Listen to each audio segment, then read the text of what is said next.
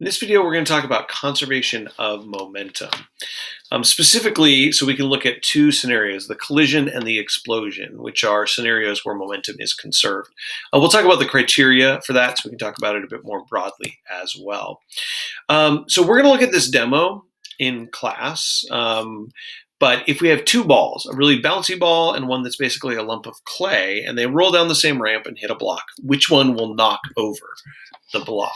And so we'll come back to this at the end, but that's kind of what we're looking at. So there are two types of situations where we care about momentum. There's the one where there's an external force on, say, an individual object, like this car colliding into a wall, in which case something changes its momentum. So this is the impulse momentum theorem, kind of the stuff we talked about in our last video or last time we looked at momentum and impulse. Impulse causes a change in momentum. But now there's another situation where there's no external force, right? The system is the two cars, say, and they collide with each other. Well, if we can assume low or no friction underneath them, there's no external force, and actually momentum is conserved, because for the system, if there's no external force, there's going to be no acceleration of the system. Or using the language that we learned last time, there is no impulse, net impulse on the system, so there's going to be no change in momentum of the system. Now, that doesn't mean the two cars aren't going to change their motion. But what we have is sort of the net forces, external plus internal forces. And if there's none of them at all, there's no forces external to the system, and the internal forces, of course, by definition, have to cancel out, we get no change in momentum. So we come up with our conservation of momentum. The big reason we can do this, and we sort of alluded to this when we talked about Newton's third law, is that these action-reaction forces, as long as they're on different objects, each object can individually accelerate. But if we treat it as a system, there is no net force then on the system, right? Those two forces are inside the system, and they don't change the total motion of that system. So it turns out that momentum is always conserved, right? It is a fundamental law. You cannot get to a place where momentum isn't conserved, just like energy is always conserved. But sometimes we see things where it looks like it doesn't, right? You drop a ball, it speeds up, and then it crashes into the earth and it stops. Right? This one wouldn't even really bounce. Momentum is zero at the end, but it had some right before the collision. How is this possible? Well, the reason is we're just treating the object as the system. And so then the force of gravity and the force from the table or ground on this ball are both going to be external to it. And so we can have a net force. But if we put Earth inside the system, so if the system is an object falling toward Earth and you include the Earth, well, then all the forces, even the force of gravity, are actually internal to the system. And we can say that there's no net external force, so there's no change in momentum of the system, even though both the rock and the earth would have some change in momentum, right? So that's kind of the big extreme version of this. If we go back to our two cars colliding, it's pretty easy to apply. But if we're talking about a ball falling and hitting the ground, it's harder to apply because including the earth is not always helpful. So it's easier to treat the ball falling as an impulse momentum problem and the two cars colliding as a conservation of momentum problem, even though both are true and acceptable. So is momentum conserved in this crash? If a car skids to rest? No. So the difference between these is, in one case, the force that is changing the motion is external, and there's a net force on it, whereas with the two cars, it's internal, and that adds up to zero. If you were running on a board on a frictionless floor, this is kind of a weird one, but the easier way to think about this is if you were to stand on something that can float, like a raft, and you were to run that way, and the thing moves that way, or even think about standing on something like a skateboard, right? Something with wheels that moves really easily. If you take a step to the right, it'll slide behind you to the left. And so the net motion of the whole system is zero. So momentum is conserved even if energy, mechanical energy, is not. Even if non-conservative forces act, right? Those two cars colliding, that's not going to be conservative force. It's not like it was a spring or gravitational force between them. And it's very useful for that because in collisions and explosions, there's always a force that is non-conservative. So here's our example. If you have two carts at rest and they explode, so now you can imagine the little carts that I used to demo on the table. And if you were to put a little spring-loaded thing in there, if you press it, it pops out and it pushes them apart. If we treat the system as both carts, the momentum before the explosion is mass of the whole system times zero velocity. Then after, we could say, is momentum conserved? Well, yes, it should be. No external forces act. So what actually happens to the carts? One moves to the right, one moves to the left, right? And so that looks like this. What are their final velocities? Well, if, say, one of them is moving at 6 meters per second, we could say the momentum is conserved. And we can say the momentum of car 1 plus car 2 at the beginning equals the momentum of car 1 plus car 2 at the end. We're using this prime symbol for final. Just an accent. There's zero momentum at the beginning, and both of the carts actually had zero momentum.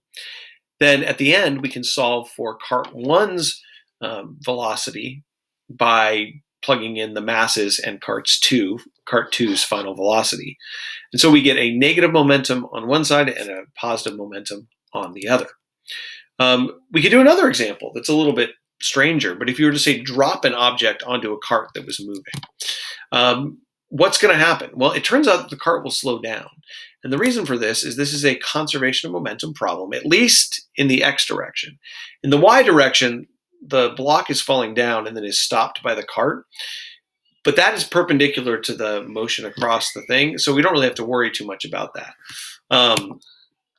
At the end, it should be moving at a different speed. So how do we figure this out? Well, m1 v1 plus m2 v2. And again, this is just in the x direction. The velocity of the second object, the kilogram falling, is not moving in the x. So at the end, they're actually moving together, m1 plus m2 times the final velocity. And we end up with 2 meters per second. Right? It slows down. Notice these are both the same mass, so we double the mass that's moving. Initially, only 1 kilogram is moving 4 meters per second, and later 2 kilograms are moving 2 meters per second, the same amount of momentum. So you can do this in multiple dimensions. When I say the net external force is 0 and then momentum is conserved, I could actually mean the net external force is 0 in just the x direction, like the one we just did. The y, it wasn't conserved, but it could also be in the y and the z direction. Right? Each vector equation is really 3, and normally we're only looking at 1 or maybe 2 at a time. We rarely do all 3 at once. And so usually we're just going to look 1 and 2D momentum, but you can do 3. So here's a little 2D example. Right? Think of this as like 2 balls or marbles or billiard balls on a pool table or something colliding with each other.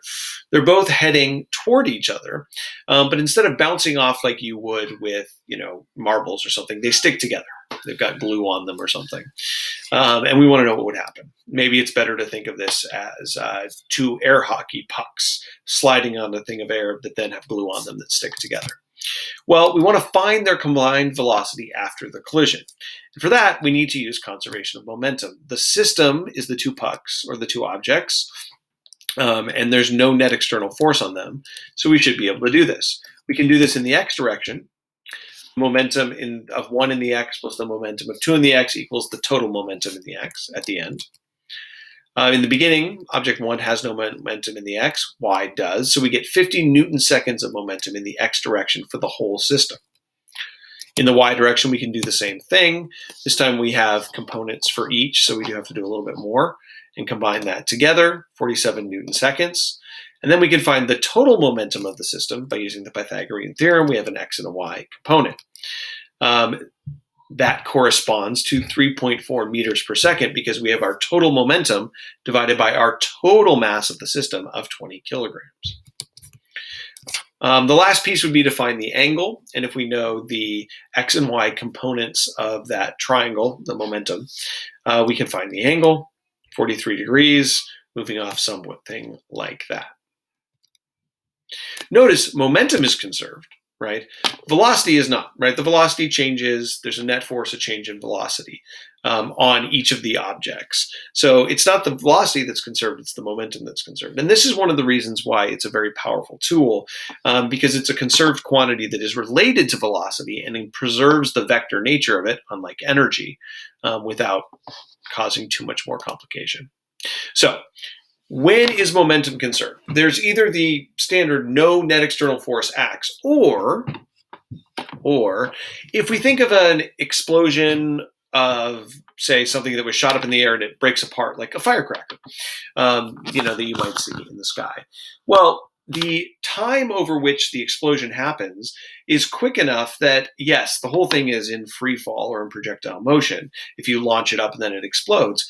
But for that instant where it does that, you could say no net external force, or the event is so quick that we can figure out what happens to the particles from this instant to the next and then track them both as projectiles afterwards. So for example, you might have a projectile that goes up and it explodes, and one piece follows a new projectile trajectory because it's changed its velocity, and the other one maybe falls straight down, something like that.